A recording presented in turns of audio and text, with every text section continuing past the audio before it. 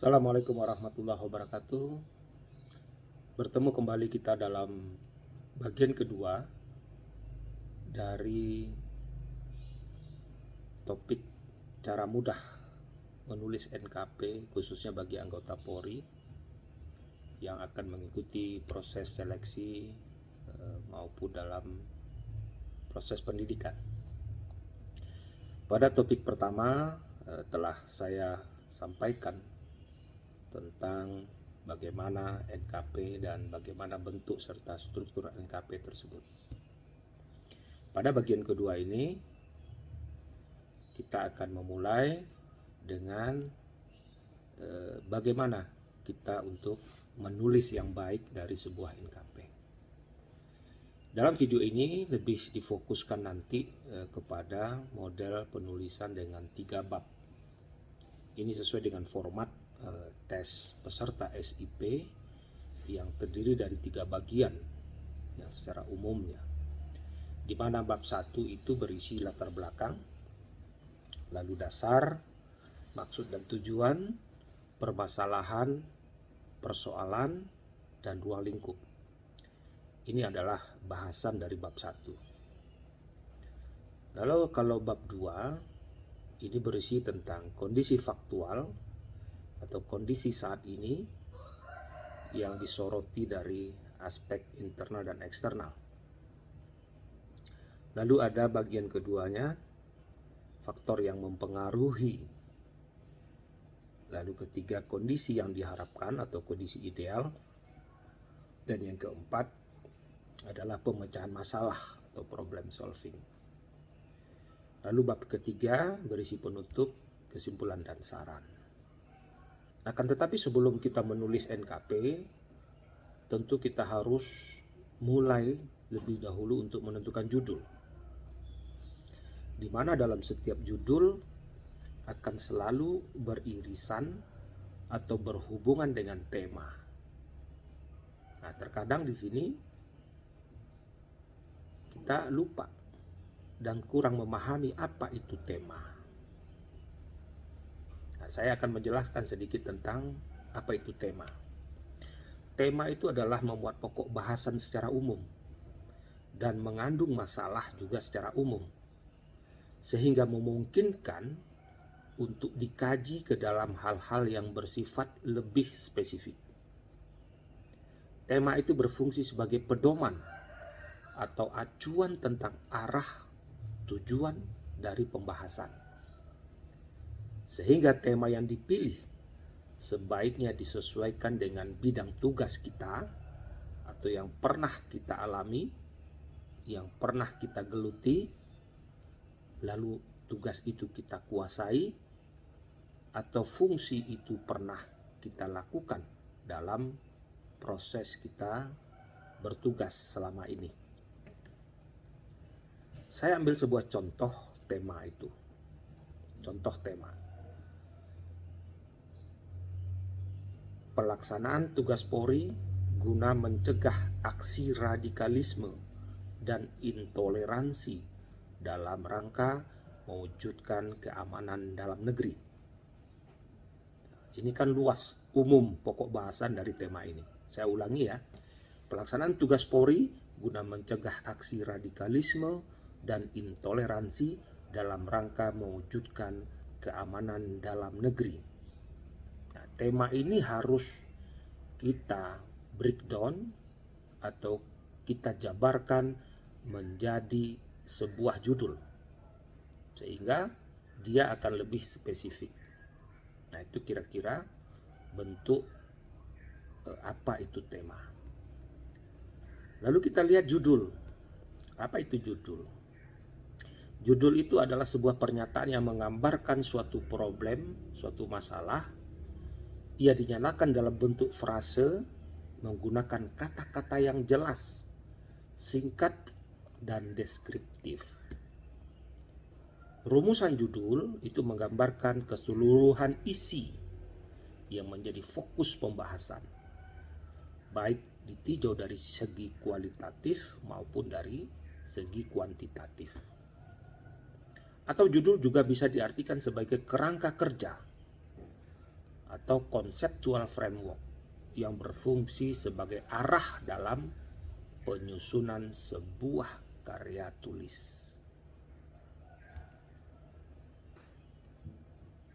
Saya akan mencoba memberikan sebuah panduan dalam menentukan sebuah judul. Setelah tadi kita memilih tema,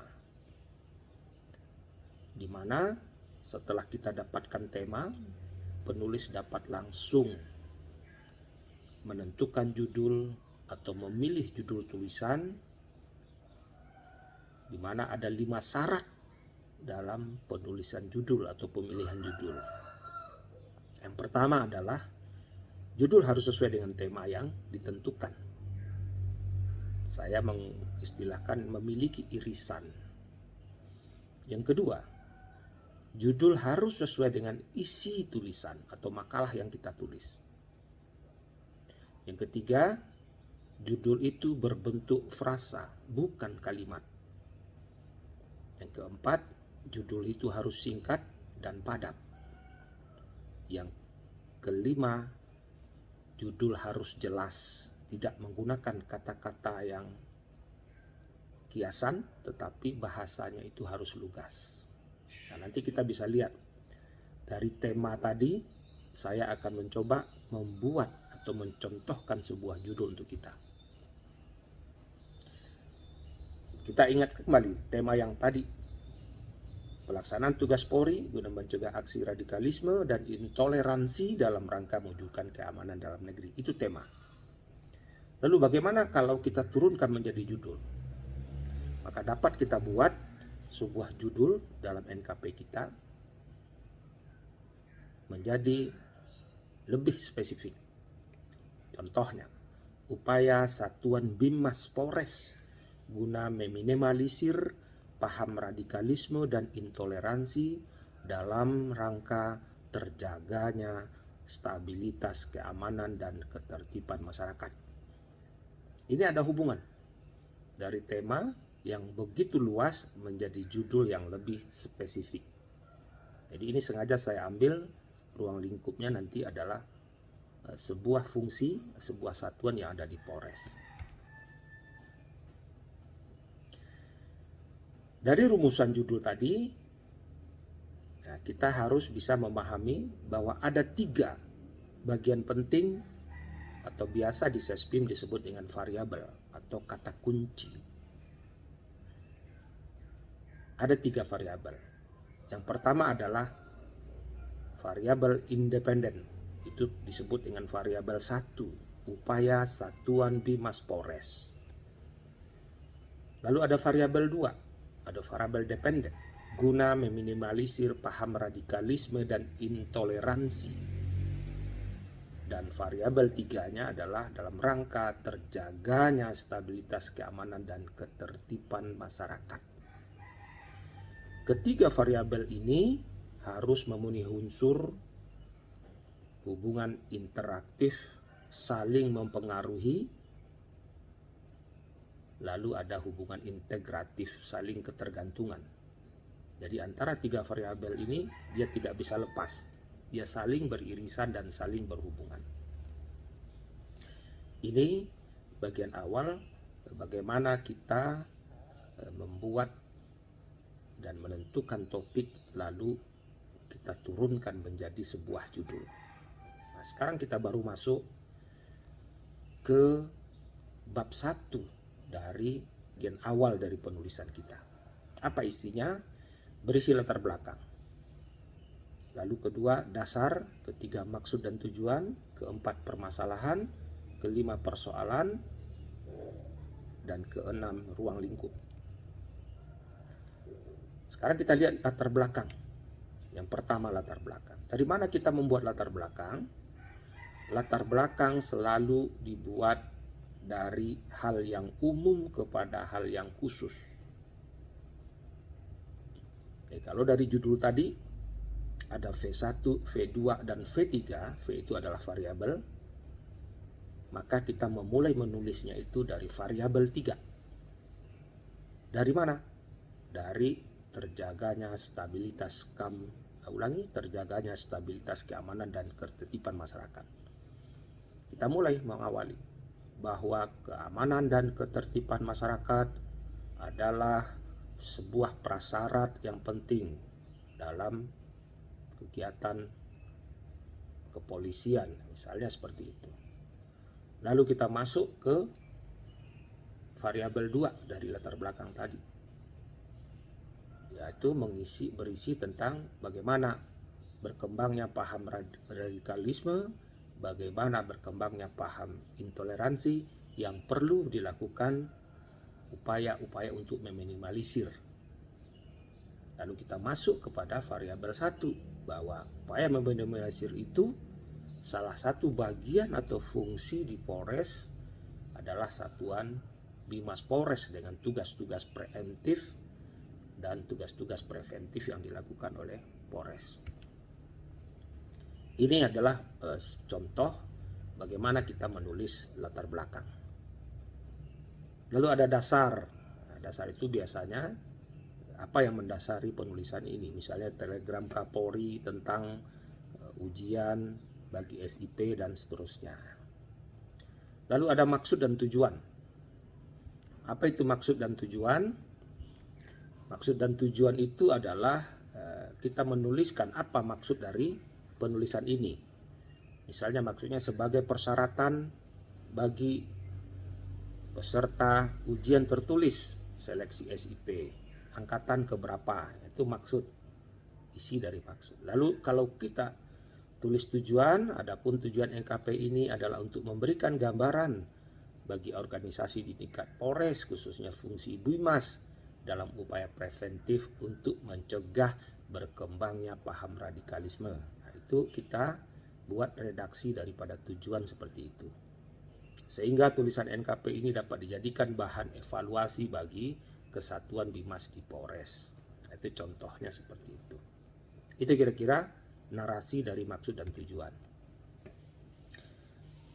Sekarang kita lihat bagaimana isi dari permasalahan atau pokok permasalahan. Dalam rangka untuk mengetahui dan memahami konsep dan pengertian tentang pokok permasalahan dalam kaitannya penulisan NKP, maka ada beberapa hal yang perlu diperhatikan dalam merumuskan pokok masalah. Ya, ini penting karena awal dari kita menyelesaikan sebuah tulisan harus berawal dari sebuah pokok permasalahan. Apa itu? Satu adalah munculnya pokok permasalahan karena adanya perbedaan harapan atau biasa kita sebut dengan das solen dan kenyataannya di lapangan yang biasa kita sebut dengan dasen. Yang kedua, sehingga muncul pertanyaan-pertanyaan menarik terhadap hal-hal yang belum dapat terjawab oleh penulis. Dan yang ketiga, ada hal-hal yang menimbulkan keraguan atau ketidakpastian. Dan yang keempat, adanya perubahan lingkungan yang terjadi. Itulah kira-kira bagaimana kita memperhatikan beberapa poin penting sehingga kita bisa menarik pokok-pokok permasalahan dari tulisan kita. Rumusan masalah yang baik harus memungkinkan untuk menentukan metode penyelesaian masalahnya dan kita mencarikan datanya. Dengan kata lain, masalah hanya dapat dipecahkan jika datanya jelas. Permasalahan dirumuskan diawali dengan kalimat tanya yang bersifat umum. Seperti kalimat tanya, bagaimana? Sehingga pokok permasalahan itu disusun dalam sebuah kalimat yang mengindikasikan bahwa adanya masalah, baik dalam bentuk pertanyaan. Apa contohnya? Nah, dari judul yang kita angkat tadi, kita dapat membuat permasalahannya bagaimana upaya Satuan Bimas Polres meminimalisir paham radikalisme dan intoleransi dalam rangka terjaganya stabilitas keamanan dan ketertiban masyarakat. Kira-kira seperti itu narasi dari pokok permasalahan. Lalu dari pokok permasalahan tentu kita mengidentifikasi apa saja pokok-pokok persoalan yang inilah menjadi inti bahasan dari penulisan kita. Jadi semua pokok permasalahan dan pokok-pokok persoalan itu yang kita selesaikan ada di variabel 1. Yang tadi dari judul kita, upaya Satuan Bimas Polres. Umumnya, pokok-pokok persoalan itu ada 3. Mari kita lihat apa saja yang kita angkat menjadi pokok persoalan dari pokok permasalahan tadi. Yang pertama adalah bagaimana sumber daya manusia Bimas untuk meminimalisir paham radikalisme dan intoleransi sehingga terjaganya stabilitas keamanan dan ketertiban masyarakat. Ini yang pertama yang harus kita bahas. Yang kedua, bagaimana dukungan anggaran Satuan Bimas dalam meminimalisir paham radikalisme dan intoleransi sehingga terjaganya stabilitas keamanan dan ketertiban masyarakat. Dan yang ketiga, bagaimana sistem dan metode Satuan Bimas untuk meminimalisir paham radikalisme dan intoleransi sehingga terjaganya stabilitas keamanan dan ketertiban masyarakat. Ini kira-kira 3 pokok rumusan pokok persoalan yang dapat kita tentukan sehingga kita memiliki arah dan frame yang tidak melebar kemana-mana ketika kita nanti menulis. Lalu bagian berikut dari latar belakang adalah ruang lingkup. Apa itu ruang lingkup? Adalah penjelasan yang menggambarkan batasan atau lingkup dari penulisan kita. Dari judul tadi, agar kita tidak bias dan melebar. Contoh narasi dari ruang lingkup bahwa penulisan NKP ini dibatasi pada fungsi atau Satuan Bimas di Polres X. Ini mungkin kira-kira isi dari bagian awal dari 3 bagian penulisan NKP atau 3 bab penulisan NKP. Mudah-mudahan ini berguna untuk kita. Sampai bertemu dengan video tutorial ketiga, di mana kita masuk nanti di bab kedua atau inti dari penulisan. Jangan lupa untuk subscribe, like, dan share agar channel ini terus berbagi dalam judul penulisan NKP bagi anggota Polri. Terima kasih. Assalamualaikum warahmatullahi wabarakatuh.